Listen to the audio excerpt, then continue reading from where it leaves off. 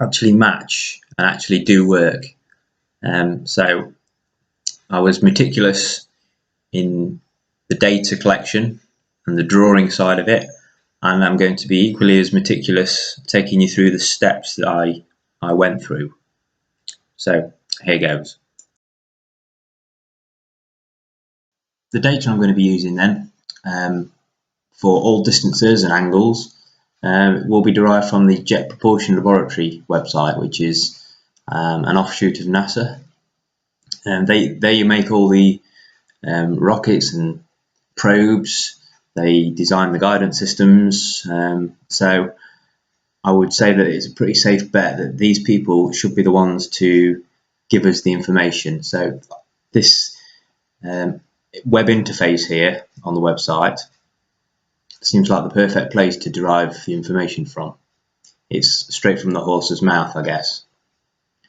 So what this web interface can do is generate tables of information based on what you put into here. So let's go through a worked example.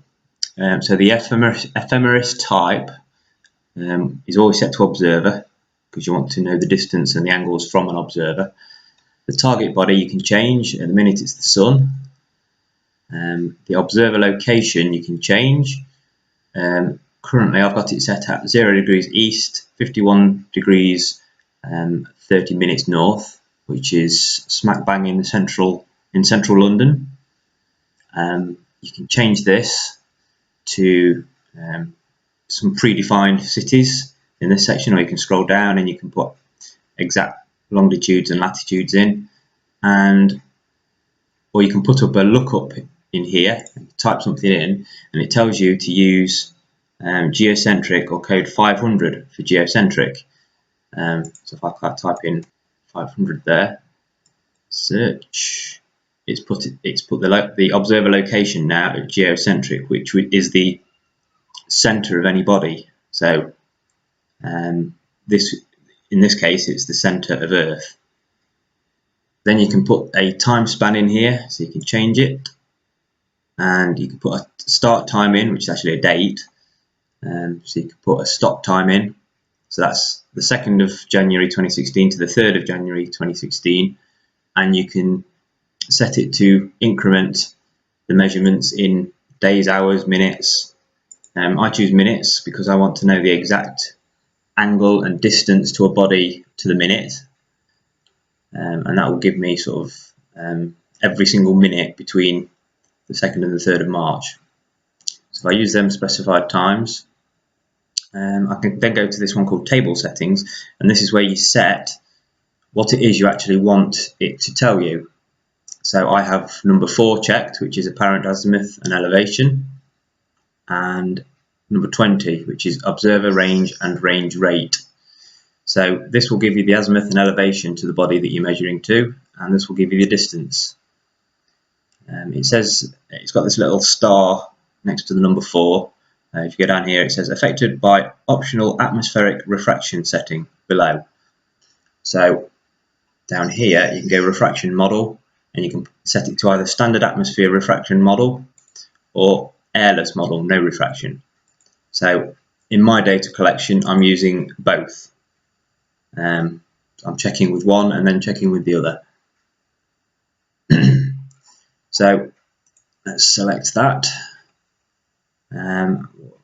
And then finally we've got display output, so you can either save it, get it to download a text file with the information on, or you can set it to display on the screen. So I'm just going to get it to display on the screen just here.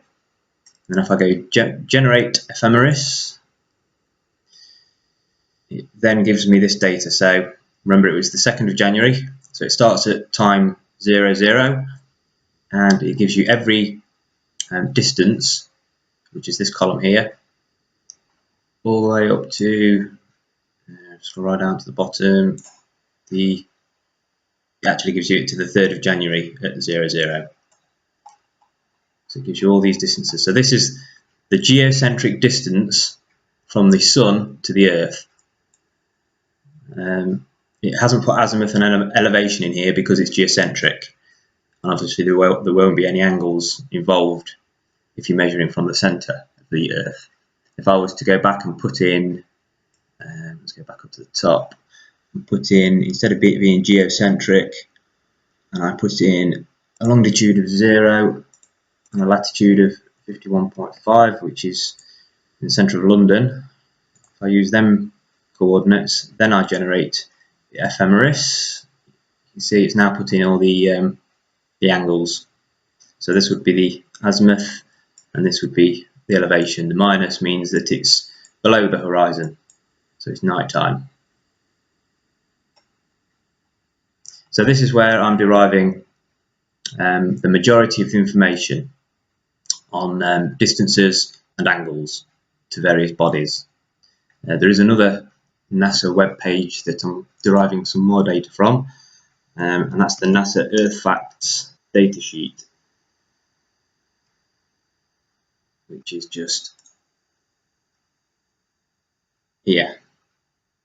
And what I'm getting from this page is the obliquity to the orbit and the inclination of the equator, which is the tilt of the Earth at 23.44 degrees.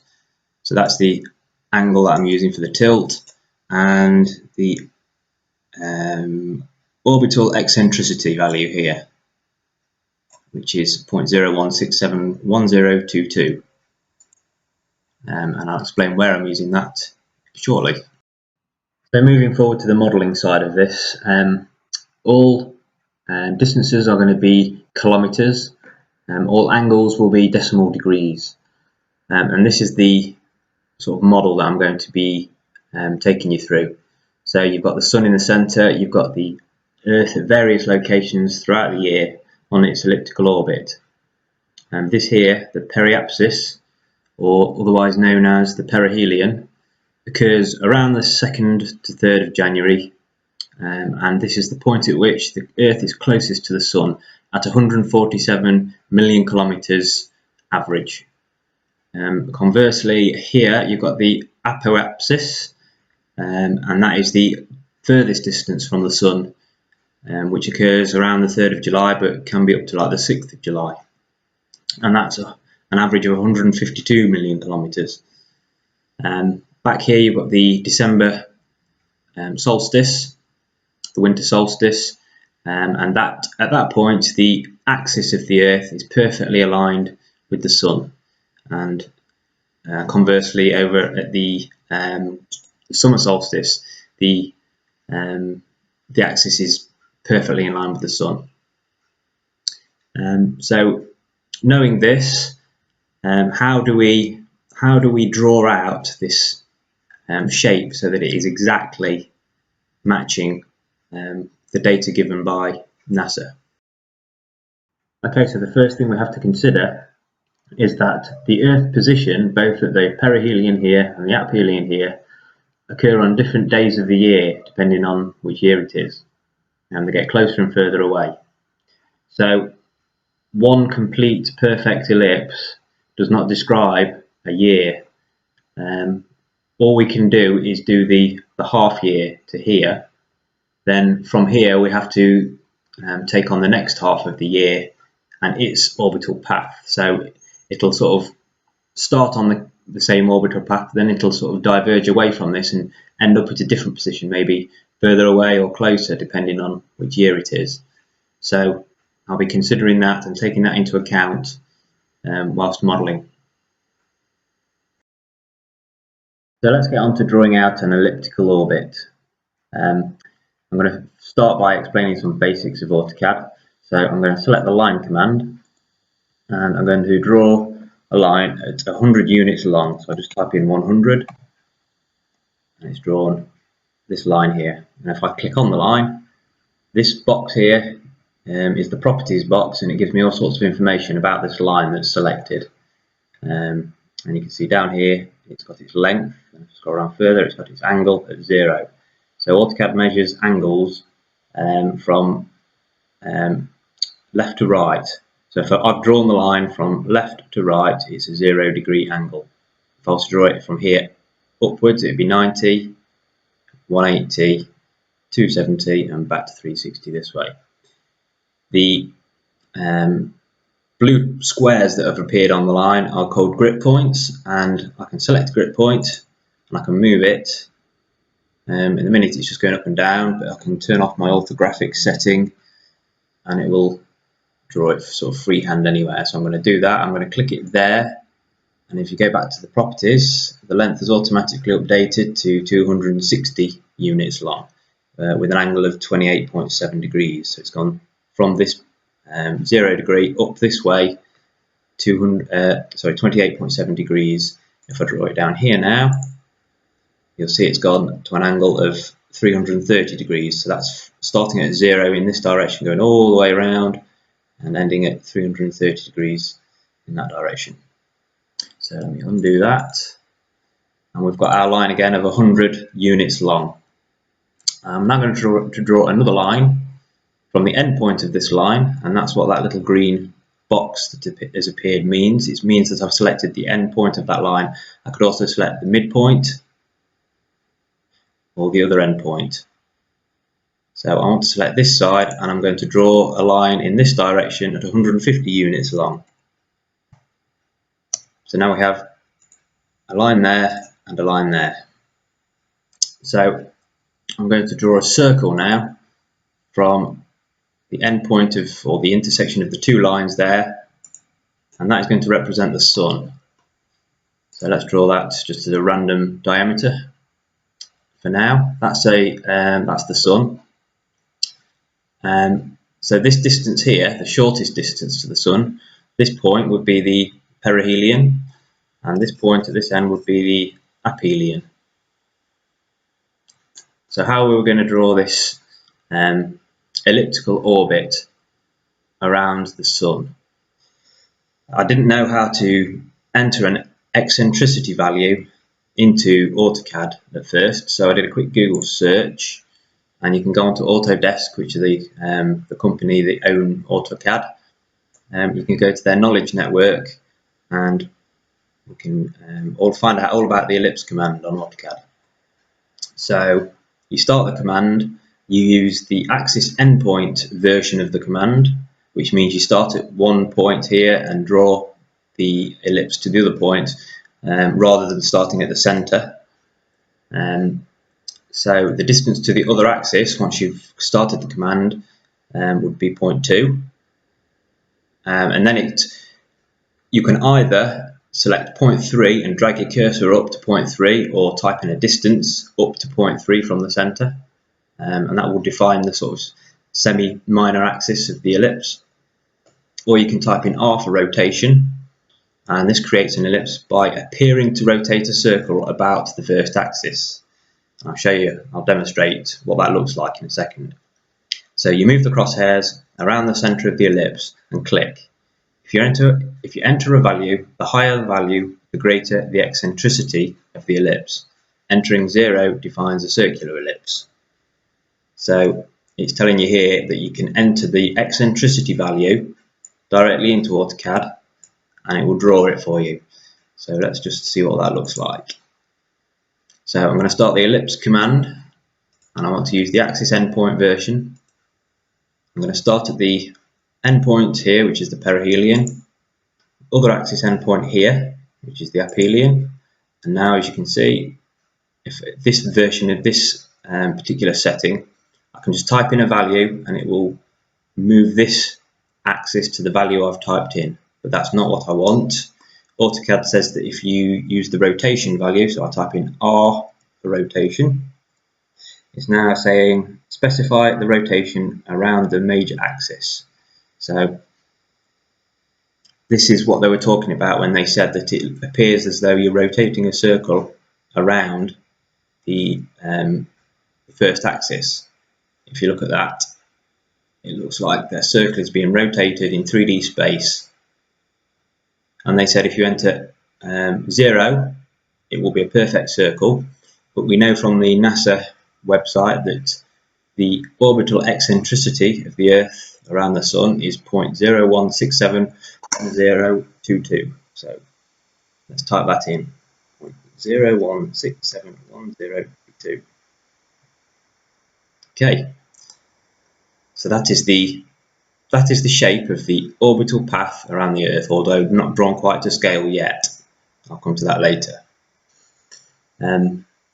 So if we draw now a circle, a perfect circle, and can type in CEN, C-E-N for centre, and you can see the green mark has snapped to the centre of the circle, or the ellipse, and I can start my circle from that point, as you can see.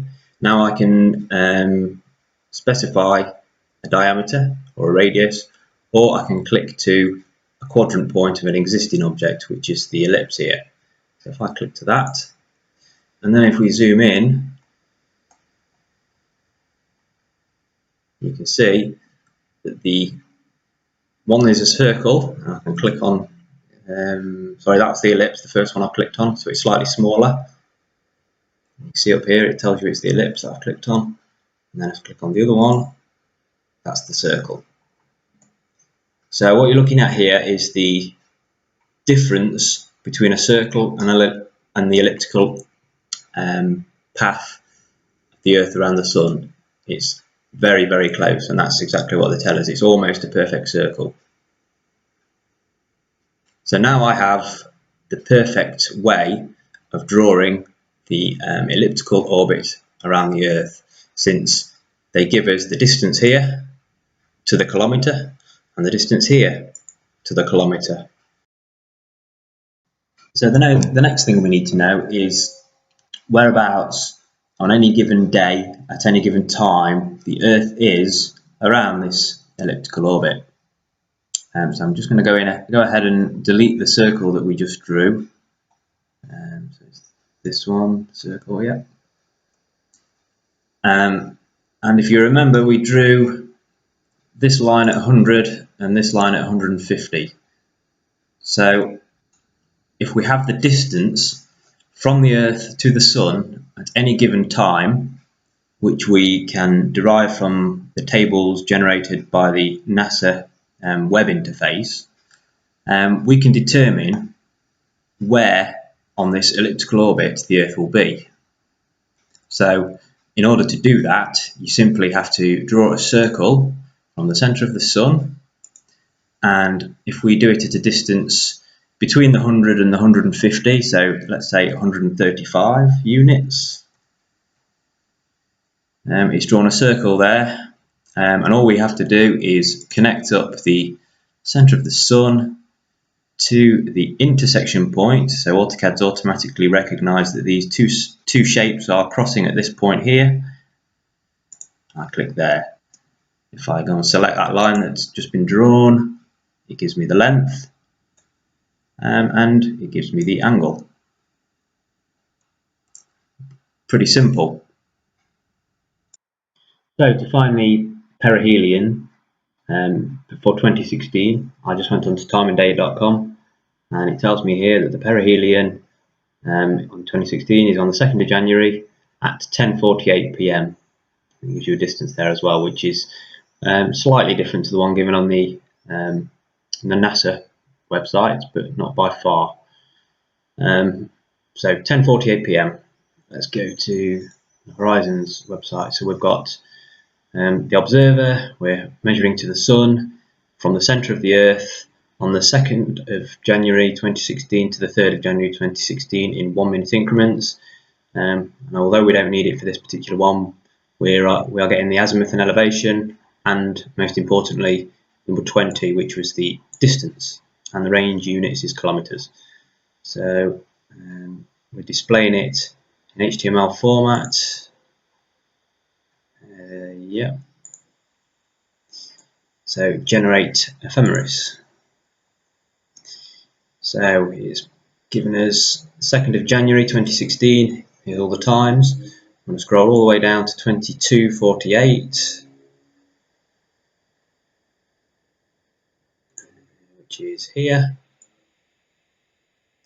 And as you can see, the distance it's telling us is slightly different to what it was telling us on timeanddate.com, but not by far. But can we verify that this is the perihelion position according to this data? Well, yes, we can, because if you look, all the figures from here, look, start counting down. The distances are counting down. So 48, 48, 47, 46, 45, 44, 45, sorry, 45, 44, 44, 44, and then it starts increasing again. So this is actually the shortest distance. So it's giving us the value in the exponential function format, but that doesn't matter because AutoCAD accepts that directly as data input, so I can just copy that. Let's go to AutoCAD. I've drawn here the sun at a radius of 696,000 kilometers, and I'm going to draw a line now from the center of the sun in this direction, and the distance I'm going to paste into the command line at the bottom here. So you can see there it's pasted the value in, drag it over this way, press enter, and it's drawn this line here, which if we look down at the properties of it, it tells us 147, 100, 181, 44. 147, 100, 181, 44. Okay, we're going to do the same now for the aphelion. So we'll go back to the Horizons website and we'll reset it to the time span.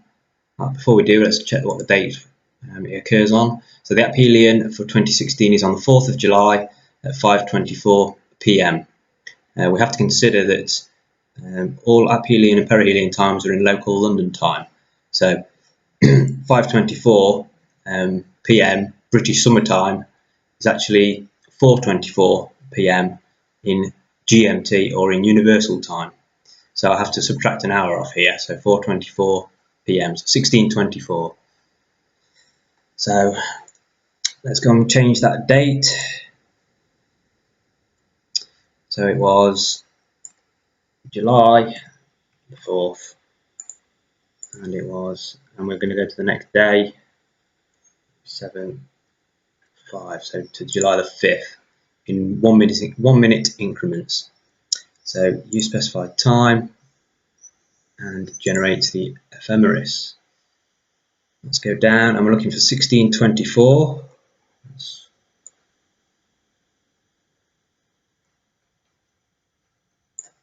Okay, 16:24 on the 4th of July. Okay, so there is the distance to the sun on the aphelion. And can we apply the same logic in looking to see if this is exactly aphelion? Well, yeah, we can do that again. You can see all these values are decreasing now as they go down, 29s, 28s, 27s, 30 is the highest, and then they go back down again. So we are picking the exact aphelion distance here. So if I copy that line from the center of the sun in this direction, and we'll paste in the distance, press enter. We now have the aphelion. If I click on it, and we check down here, 152, 103, 7693. 152, 103, 7693.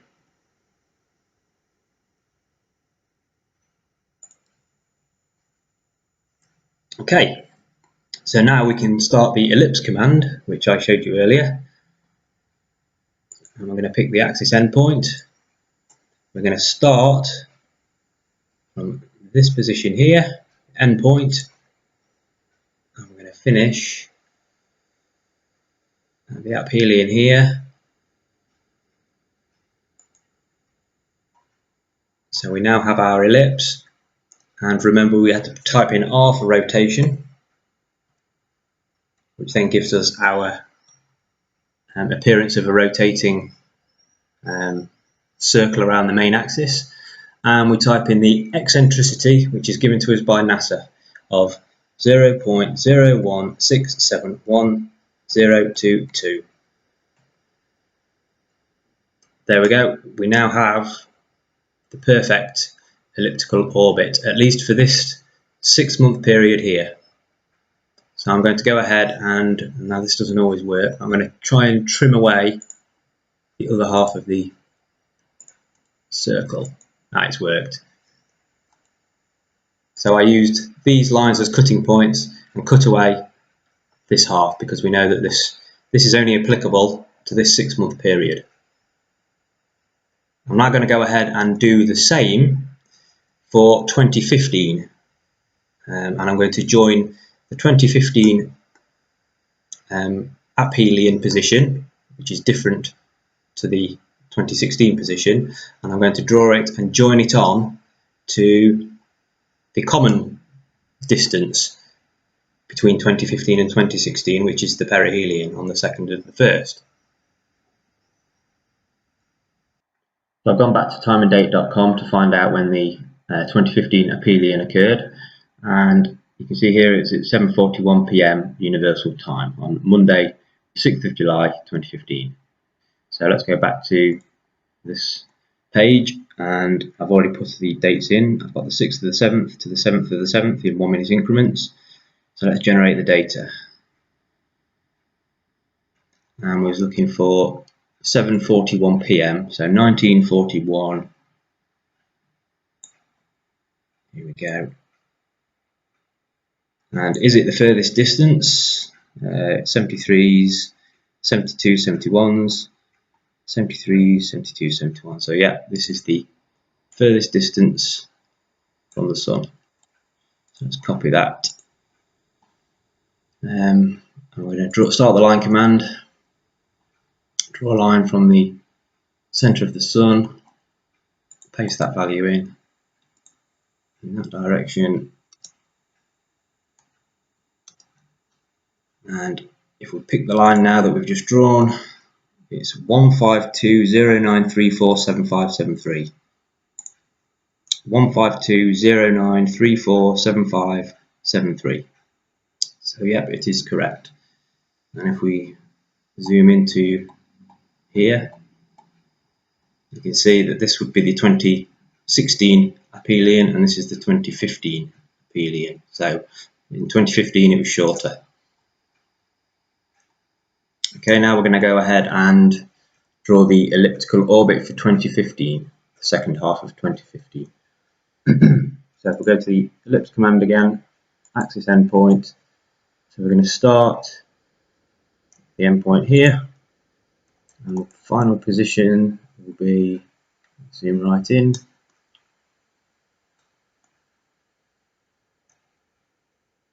endpoint here.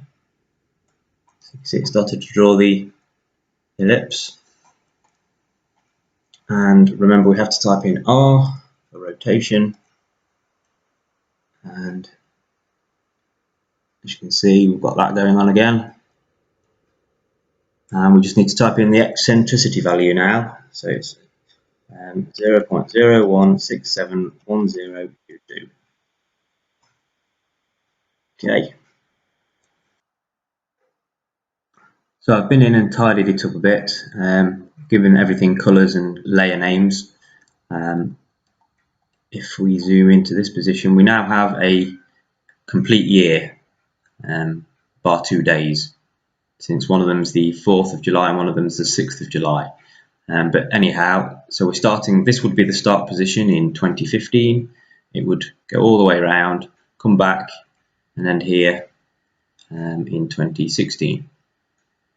So I'm now going to go ahead and draw the Earth. I'm going to go back to the Earth fact sheet on NASA's website, and it tells us here that the mean radius is 6371.008. We've got the polar radius and the equatorial radius here. Obviously this is due to the oblate sphericity of the Earth, supposedly. So for simplicity, and since it's negligible, I'm just going to go for the mean radius, which is 6371.008 kilometers. So let's go ahead and draw it. So I'm going to select the sphere command, start it just there, and I'm going to type in 6371.008 as the radius, and I'm going to put it back to 2D wireframe mode. just a bit of a quick tutorial on the coordinate system within AutoCAD. This icon here is called the UCS icon. It stands for User Coordinate System, and at the minute it's set to the World Coordinate System. And you can see up here where it says WCS. That means we're looking from at a plan view from above. X is in the direction to the right, Y is upwards, and Z would be upwards towards myself.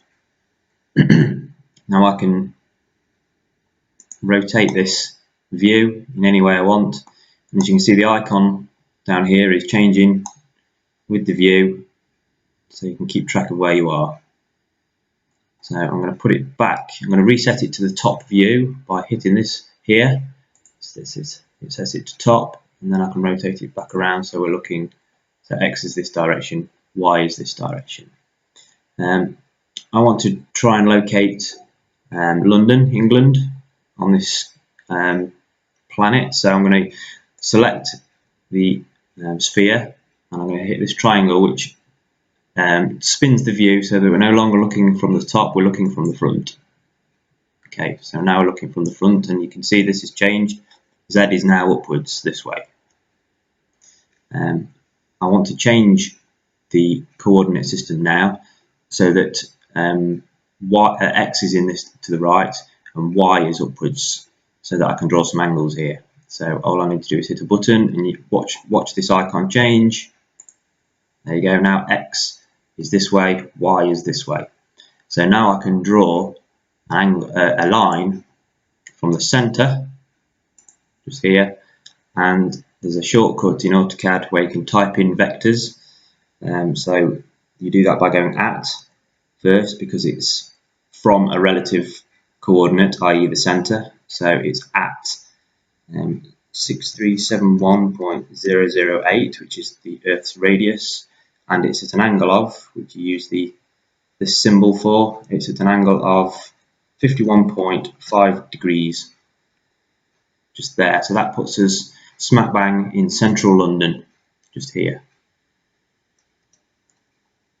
So I'm going to verify that angle now by drawing a straight line. Oops, start that again. Draw a straight line from the center of the Earth out in this direction, and we're going to take an angle between here and here, 51.5 degrees. So I'm going to delete that line. I'm now going to draw the axis of the Earth. So I'm going to start from the center, pick it at the center, go up in this direction, and then I'm going to scale it, the scale command, scale that from the endpoint by 2. That gives us a line that passes directly through the center. Next thing to do is I'm going to add a texture map onto this sphere. So if I can do that as quick as I can.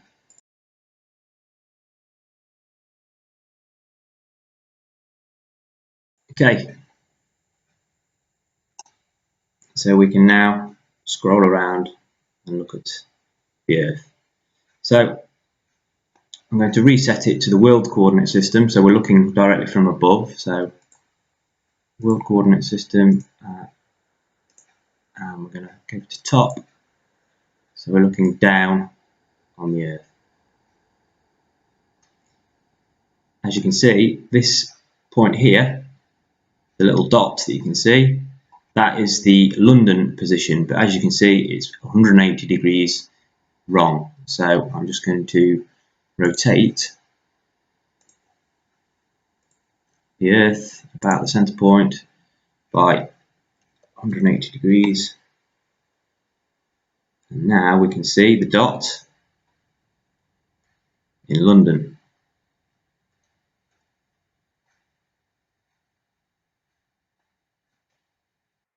Okay, I've been in and added a few bits and pieces to the globe for references. I've added the equator around here, and I've added a compass. And this is aligned perfectly to the azimuth from London. So the centre point of the compass was the end point of the line, the 51-degree line that we just drew. I've also added a large arrow head on the end here, so that when we're looking from different views we can see which way is north from London. So just to verify that we've got it at 90 degrees, I'm going to align our UCS to London using the compass. So you can see now the Z-axis is pointing towards the centre of the Earth from London, and we can now change the view to top, and it will put us looking down directly on London. Okay, the next thing to do is to place it onto the elliptical orbit of the Sun and tilt it to the 23.44 degrees.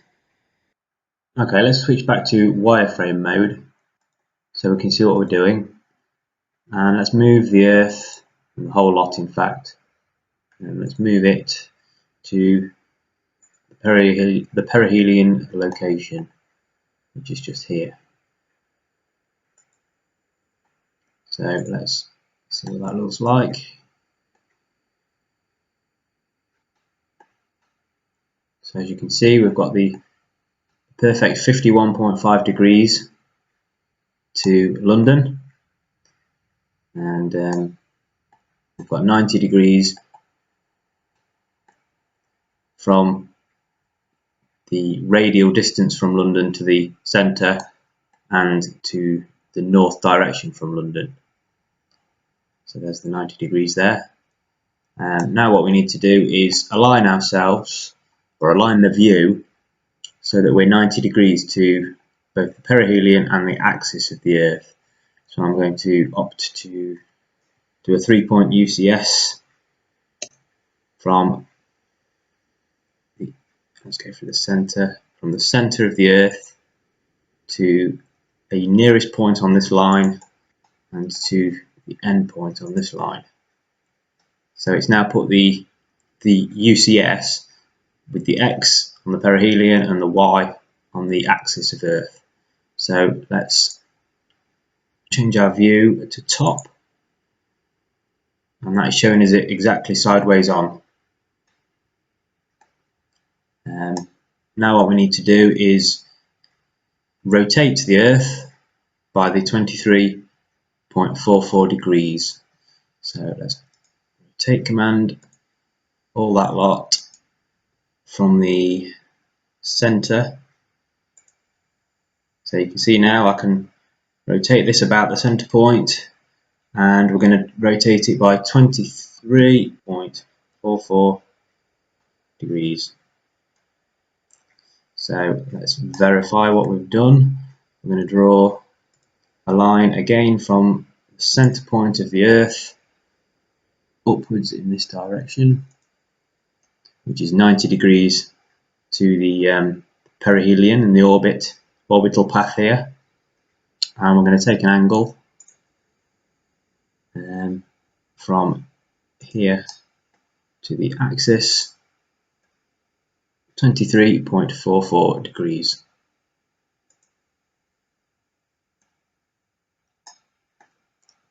Okay, the next thing we have to do is align the axis to the Sun, and the nearest time in the year, or the closest time to this perihelion on the 2nd of January, where the axis was perfectly in line with the Sun, was at the December solstice, the winter solstice. So we now need to move this globe to the winter solstice position and then rotate it such that the axis is then facing the Sun. Once we've done that, we have the exact tilt of the Earth. So let's find out from timeanddate.com when the 2015 December solstice occurred. So here's a table of the solstices and equinoxes. So the 2015 one occurred on the 22nd of December at 4:48 AM GMT. So GMT, no need to subtract any hours. 4:48, 22nd of December. I've already put that in, 22nd December 2015. Let's generate the data. Let's scroll down to 448. And there we have it. So that's the distance from the Earth to the Sun on the December solstice. So I've copied that value.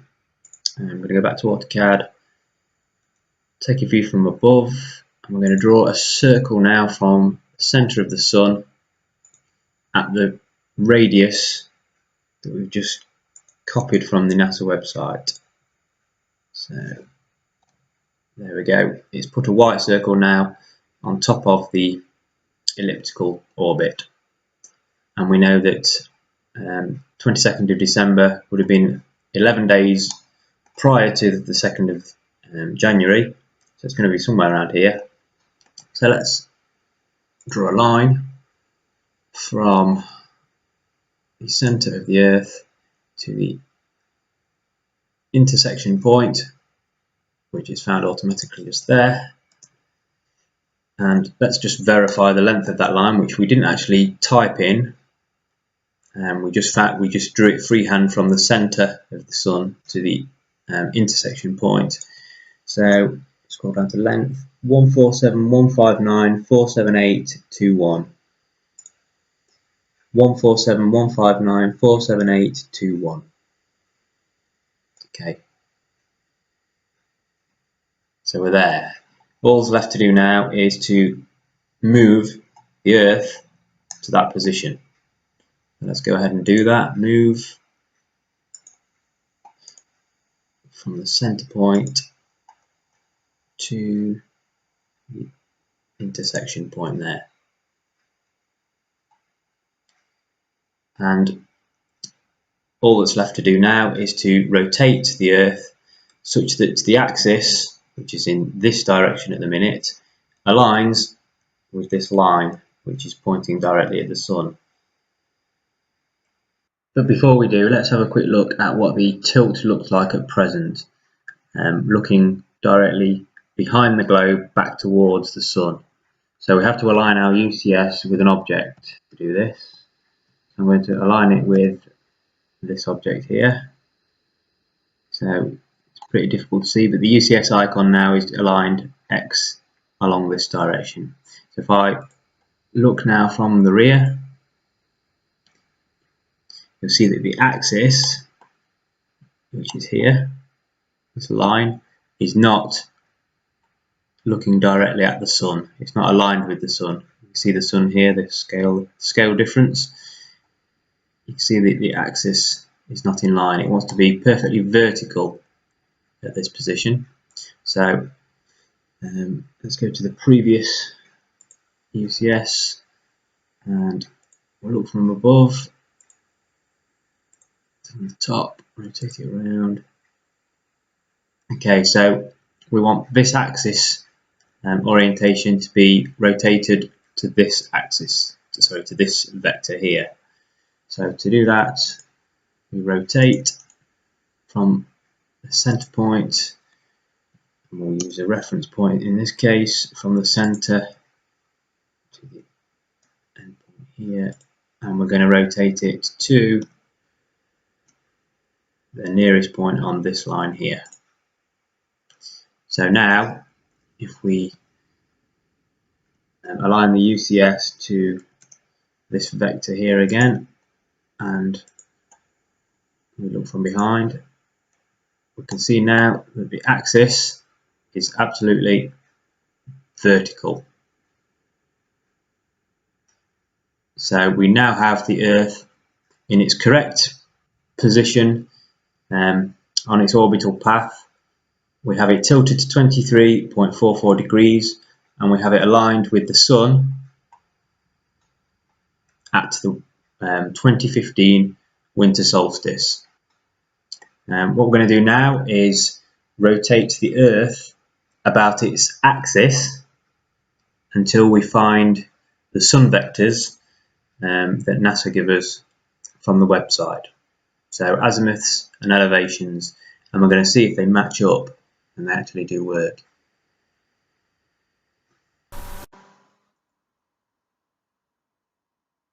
Okay, so going back to NASA's web interface, we need to change the observer location now from geocentric to a specific location on the Earth, and in our case it's going to be London. So I've already put it in here. We've got 0 degrees east and 51 degrees 30 minutes north, which translates to 51.5 degrees decimal. So we've kept the time span as 22nd of the 12th to the 23rd of the 12th, 2015, and we're now going to generate the data. So 4:48 in the morning. Just here, we've now got an azimuth and an elevation.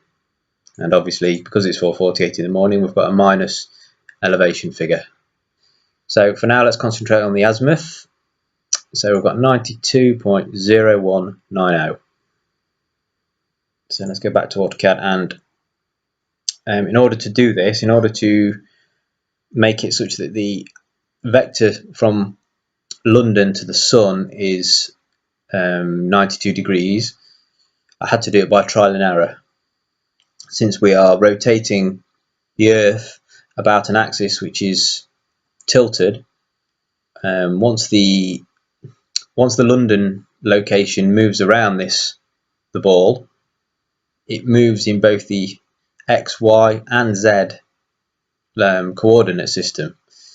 So it's very difficult to actually pinpoint the exact angle without doing it via trial and error. So I've done it anyway, and the exact angle is minus 107.5737 degrees. So I'm going to go ahead and align my UCS such that I can rotate this around about the z-axis. So I can type in UCS ZA for z-axis. It's asking me for the new origin point, so I'm going to say the bottom of the axis here, and then it's asking me for the point positive on the Z portion of the axis.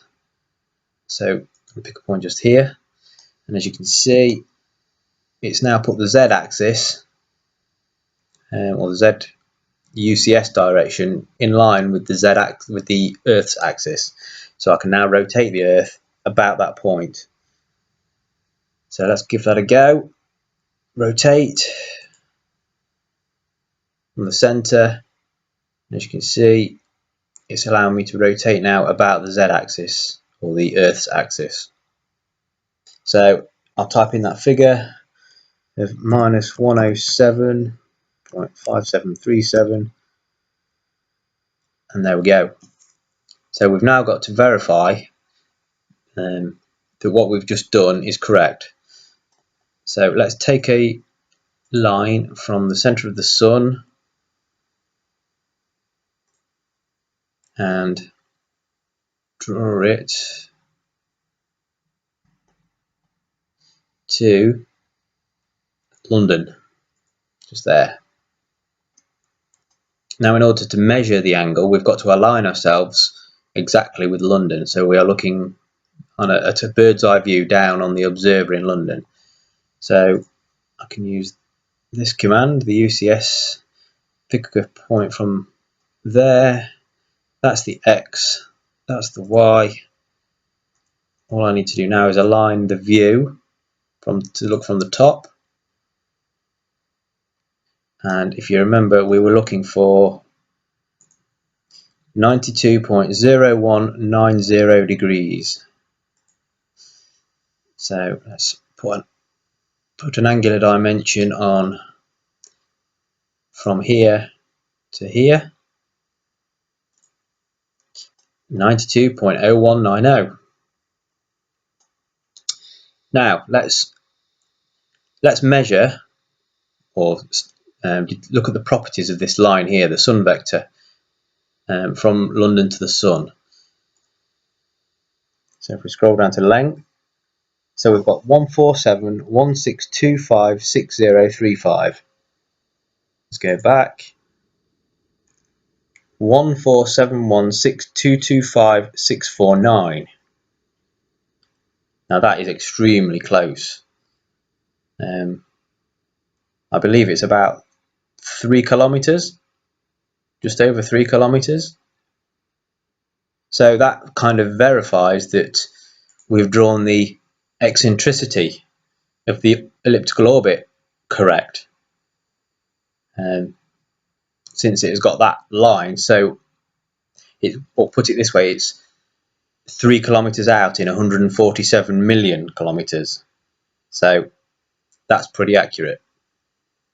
But I'm afraid that's where the accuracy ends, because the elevations are way out. So let's show you that.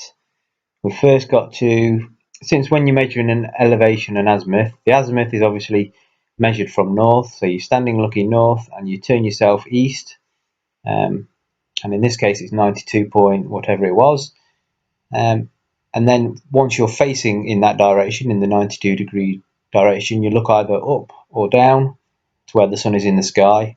In this case it'd be down, and you wouldn't really see it because it'd be below the horizon, but so what we've got to do is change our UCS so that we are no longer in line with the compass, which we are currently. The X and the Y is in line with this red compass line. We've got to align it to the sun vector line. So let's do that. We're going to type in UCS, and we're going to rotate it about the Z axis, and we're going to pick a point on this line here. So now it has rotated the X and the Y such that we're no longer on the red line, the compass, we are rotated to the sun vector line. So now all we have to do is look from a front view, like so, and we know that the angle that we're measuring, the elevation angle now, is from this horizontal line down to the sun vector line. So let's change the view to, because we've got X and Z at the minute, we need X and Y, so let's change it to the current view. So we've got X and Y, and we'll take a dimension from this line to this line, and we have 28.9334 degrees. So let's go back and compare that, and we've got minus 28.2794. So we are, I did a quick calculation earlier, 0.654 of a degree out, which again, that's pretty close. However, 0.654 of a degree over 147 million kilometers is significant, and I'll show you how significant now. So what we're going to do is rotate this sun vector line to the angle that NASA is telling us the elevation should be, which is 28.2794. So we're going to rotate this sun vector line, and this will automatically update once we've done it. So we're going to rotate it about London, just here,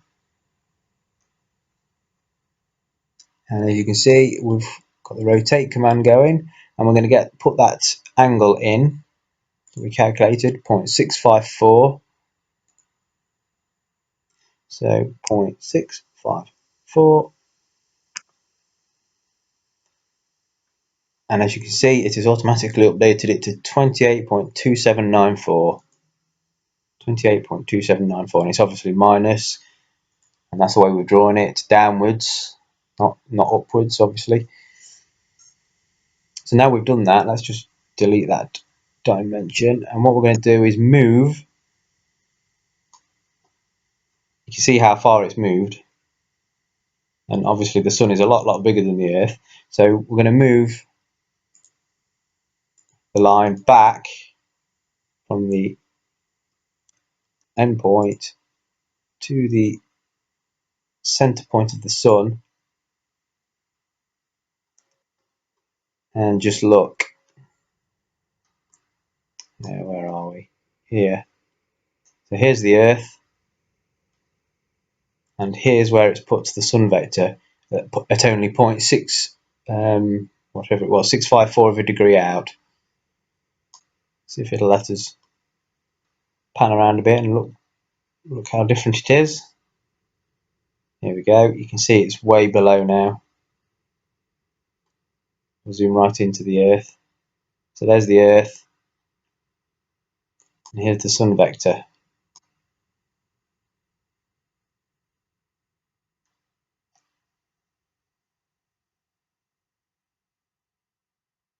So I mentioned earlier that I was going to check the refraction included model and the non-refraction included model. So this one was refracted. So I'm going to go ahead and check the non-refracted version as well. So let's go here, and we have to go down to this part: refraction model, standard atmosphere refraction model, airless model, no refraction. So let's use them settings and generate the new data. Let's go down to 448. Just there. And you can see the azimuth has not changed. However, the elevation has. It's now 28.9260. Which is actually pretty close to the actual measured angle here that I got of 28.9334. So I did a quick calculation to see what the difference was, and it's 0.0074. So I'm going to go ahead now and rotate this line from London,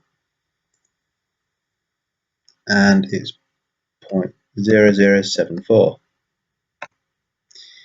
And as you can see, it's automatically updated it to 28.9260, which matches the NASA data, 28.9260.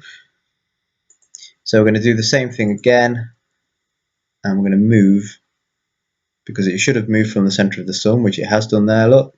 So I'm going to move it back to the center of the sun, to the center there. So it's back to the center, and we'll see if we can see what effect it's had. So as you can see now, it's actually below, but not as far as it was in the refraction model. It's what, 2 Earth diameters, maybe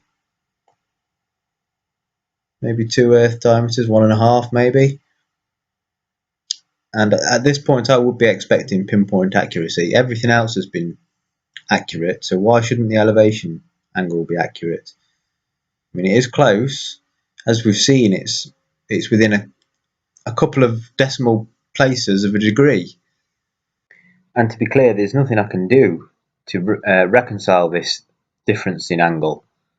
I cannot get, no matter what I do, no matter what I do to the Earth, I cannot get the elevation angle to be correct while still maintaining the 23.44 degree tilt and the azimuth to the sun. It just can't be done. So anyway, let's move on to something different. Let's look at some lighting of the Earth. And we can add lights into AutoCAD. And so I'm going to switch it back to the 3D realistic view. Let's get rid of some of these vector lines. So we know we're in the right orientation now. We know where north is. And I'm going to place a light at the center where the sun is. So let's go to visualize. I'm going to create a light. Now I've been through all these different lights, and the one that does it best is the one called distant light. So I'm going to allow distant lights. And it's asking me where I want to put it, and I'm going to put it, obviously, at the center of the sun. Now it's asking me specify light direction 2. So I want it to be going in this direction. Sorry, over to here.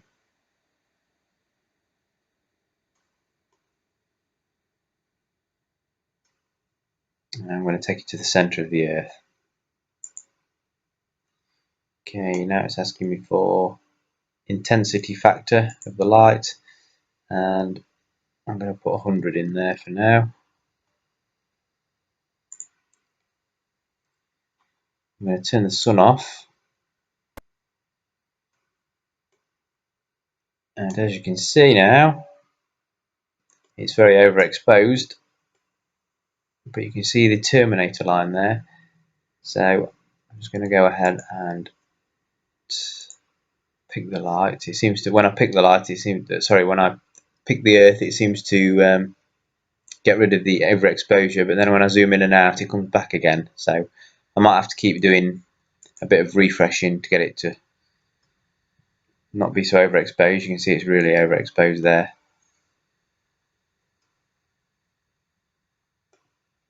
But we can see the exact terminator lines. So let's go to timeanddate.com now on their day and light map and just check, sort of a sanity check as to where the terminator line is on the winter solstice. So here's the day and night map for the winter solstice in 2015 at 4:48 UTC time. Let's just take a quick note of what's in darkness and what's in light. So the entire of America is in darkness, half of Africa, all of Europe, most of northern Russia, and in the light is most of Asia, half of Africa, all of Australasia, and all of Antarctica. So let's go back to the model. So I didn't quite have the light set in the right place before because I wasn't on the world coordinate system when I placed the light, and it placed it at slightly the wrong angle. So I've been in and I've put the lights back now according to a world coordinate system.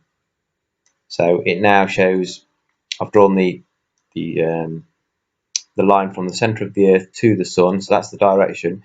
So as you can see, it's sitting perpendicular to this line. So just for reference, here's London, and it's 4:48 in the morning. So in a couple of hours, it's going to rotate this way, and it's going to come into the light. So let's have a look what's actually in the darkness on this model. So we've got all of America, half of Africa, all of northern Russia, and in the light we have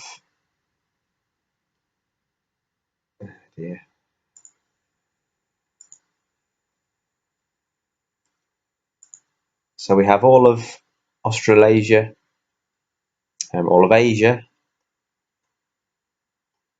half of Africa,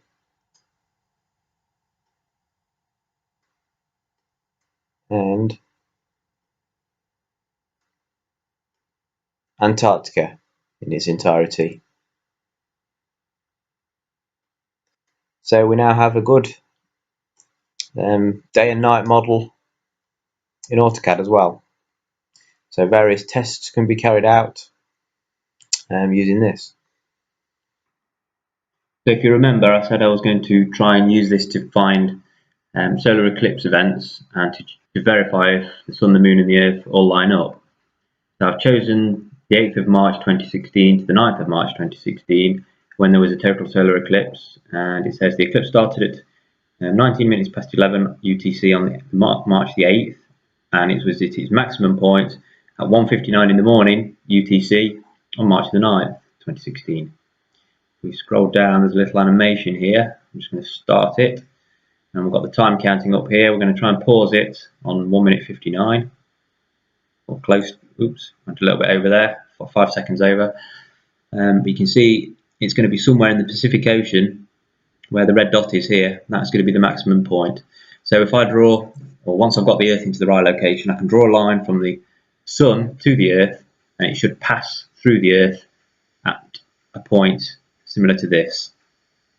So let's go ahead and get the distance.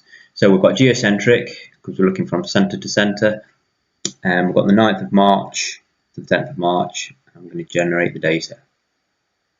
So 1:59 just here. Let's copy that value. And we're looking at a bird's eye view again, a top view. So here's the perihelion, here's the aphelion, here's the winter solstice.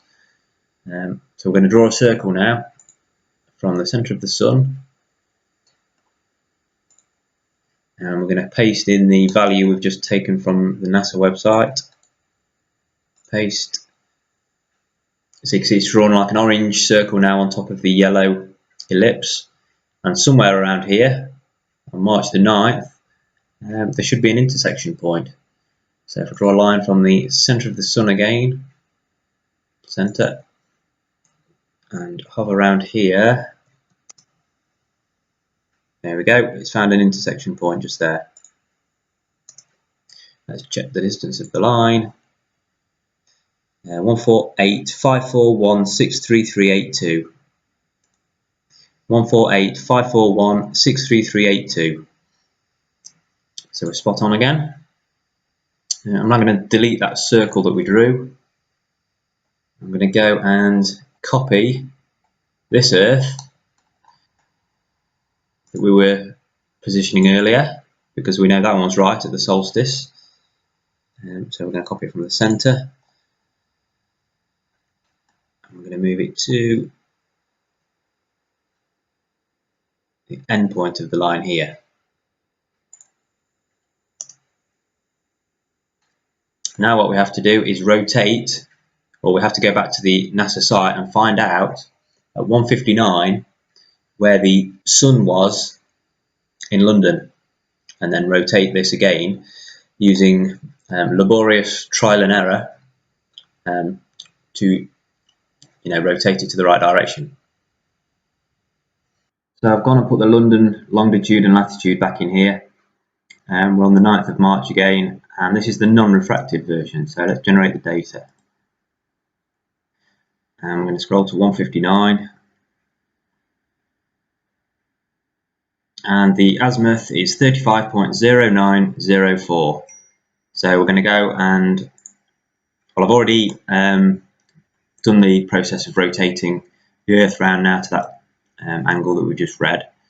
So if you remember, the orange line here is from the centre of the Earth to the centre of the sun. So now I'm going to go and draw a line from the centre of the sun, just there, back to London, which is just here. So let's orientate ourselves from the top again, and we'll take an angle from here, that line to here, 35.0904. So we now have the exact azimuth to the sun from London during the exact time of the eclipse. So let's go ahead and rotate our view so that we are facing the sun. So I'm going to rotate the UCS about the Z-axis, and I'm going to pick a point nearest on this line. So X is now in the direction of the sun. So now we're going to go and take a view from the front. So remember, this is north from London, and I'm going to take an angle from here to here, and we see that it is 38.1518 degrees. So again, the elevation does not work out. Go back and check NASA. It's minus 37.7508. So let's just go ahead and check the refracted version. So I'm going to change down here to standard atmosphere refraction model and generate the data. Down to 1:59 again. And you can see it's 37.1042. So again, none of them, both refracted and non-refracted, match the elevation that it actually is geometrically, given all the data that we're given. So let's go ahead and put the moon in from London. So one thing I forgot to do is measure take the distance from London to the sun and to check it against the NASA data. So quickly let's select the line we've just drawn, and the length is 1485.455.6939, and the NASA data is 1485.455.4407. So that's about 25 kilometers out. So I'm not quite sure what's happened between the solstice and the eclipse here, but it seems to have sort of gone off course by 22 kilometers. Now I know there's said to be a slight wobble on the axis, but as far as I know, it shouldn't happen that quickly over 3 months. Anyway, let's get on to drawing the moon. So I've drawn the moon in here. If I click on it, we've got a radius of 1,737 kilometers. So let's go and find out where we've got to put this moon. So I've changed it to the moon, and we've got the London latitude and longitude again, the 9th of March, and this is the non-refraction model. So let's generate the data and go to 159, and here's the distance which we're going to copy, and let's just take note of the azimuth here, 35.0446. So I'm going to enter it directly as vector input again, and if you remember earlier I told you that AutoCAD draws lines, or measures angles should I say, starting from left and going right. That would be 0 degrees, so this would be positive up to 45 degrees ish for that line, and 90 degrees for this line. So we've got 90 degrees between here. What we're looking for is measuring from north this way round to get the azimuth. So I'm going to have to subtract the value from that we got from NASA from 90, which I've already done. So let's go ahead and draw a line from London, and we're going to enter this directly then.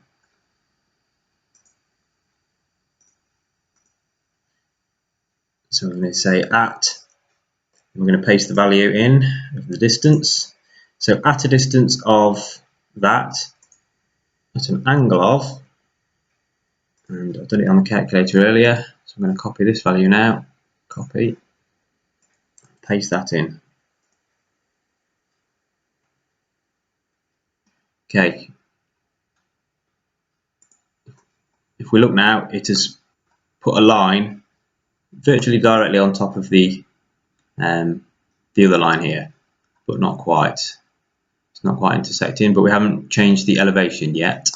So before we do that, let's just verify the angle of the line that we've just put in. So if we throw a dimension between north and the grey line, 35.0446. So we're spot on with that. Delete it. Now we're going to go and rotate the line according to the elevation. So to do that, I'm going to have to change the UCS so that X is in the direction of this vector here. So I'm going to rotate the UCS about the Z-axis to the nearest point and zoom in, make sure we get the right line. The moon vector line there. Okay, then we're going to switch the view to the front so that we can get the elevation angle entered in. So we've got north in this direction here from London.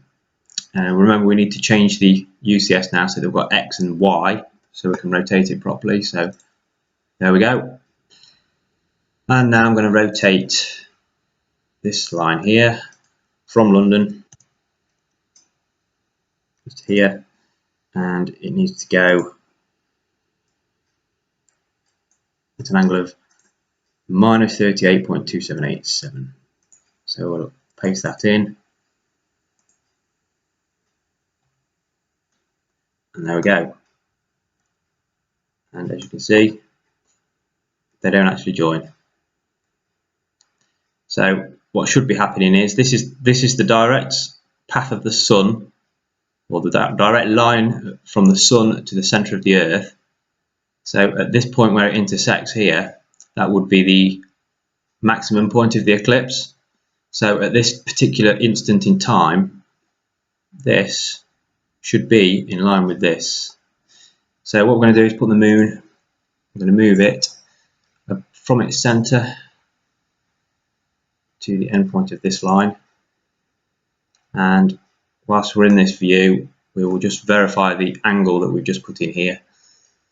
And so go from here to here, and it's 38.2787. 38.2787.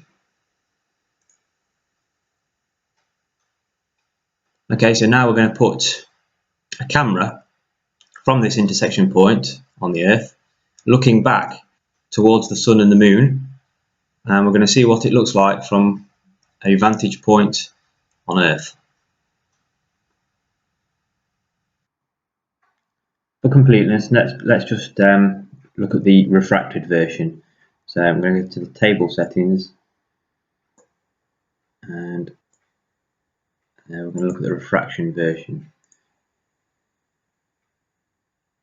So it's put it in there now. Look, let's generate the data.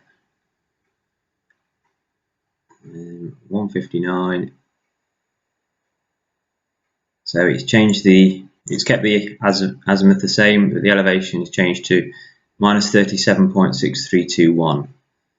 So we don't need to actually do this. We can see visually what's going to happen. If this is 38.2787, then 37 point whatever it was is going to bring this line up, and that'll bring it even further away. Okay, I've frozen all the data that we don't need out, so it makes it clearer for the camera. I've already placed a node point where the sun vector here intersects with the surface of the Earth, and that's where I'm going to place the camera. So let's go ahead and do that. So that's just there, and we're going to it's now asking us where we want to point this camera. So I'm going to select the center of the moon, just there, and we're going to change its roll, the camera roll down here, the roll angle, to align with the axis of the Earth. So it's actually minus 23.44 from this direction. So if we take a look at that, we can see that it is aligned with the axis of the Earth. And we're now going to change the field of view that the camera is looking from to bring it in a bit closer. So we can change this field of view in real time, and if you watch the sort of camera eyepiece, you can see it's bringing the sun and the moon closer together. There we go. And as you can see, according to the geometry, on the 9th of March 2016 at 1:59 AM, there was no eclipse, according to this geometry. So let's delete the camera for a second, and we're going to turn it back to 3D realistic mode. Here's the point, according to the geometry, where the eclipse should have occurred. So it's this landmass here below the equator.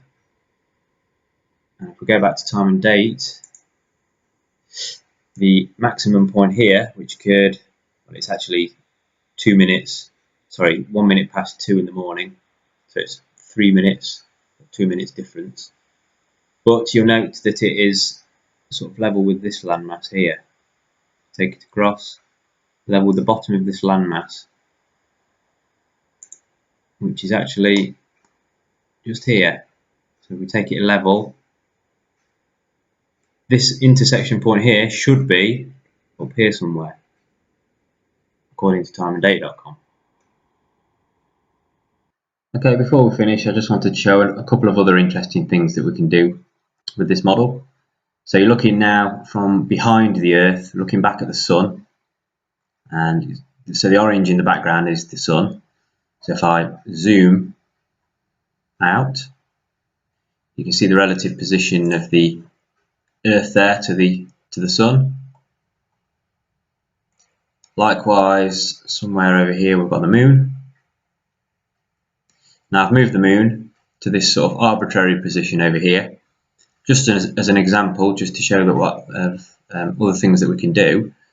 I've also placed a camera, another camera.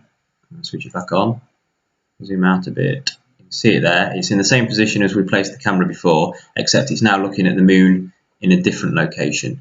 So instead of trying to see it being eclipsed, we want to look at it over to the left. So if I select the camera now,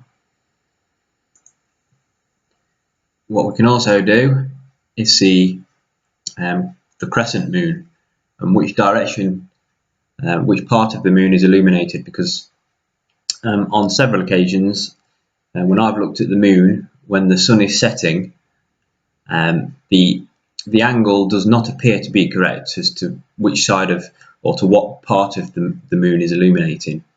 So for example, if we was to see that, if I was to go out and see this moon in sort of this phase, the sun would be sort of down here, coming up at this direction, where logic would tell me that the sun should be up in this direction coming down, so it's sort of perpendicular to the terminator line here, sort of like this.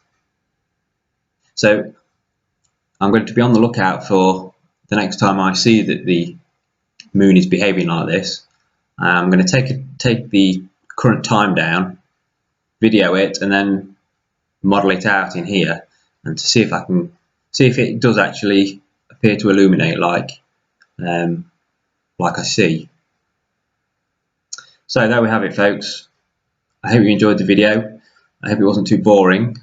There's a lot of number crunching in there, and of course I could be wrong on some of the bits that I've done. I'm pretty sure it's correct, but if you spotted anything I did wrong, if you could send a link to some data, or if there's any additional information that I didn't factor in the modelling that's mainstream recognised, and you can point me to a link, I'll certainly update it. But I would challenge anybody to draw this out and show us the eclipses working. I'd like to do a lunar eclipse in the near future as well, and if anybody's got any suggestions of other things they'd like me to look at, then I would ask if you would send me an email, please. I'm not going to trail through all the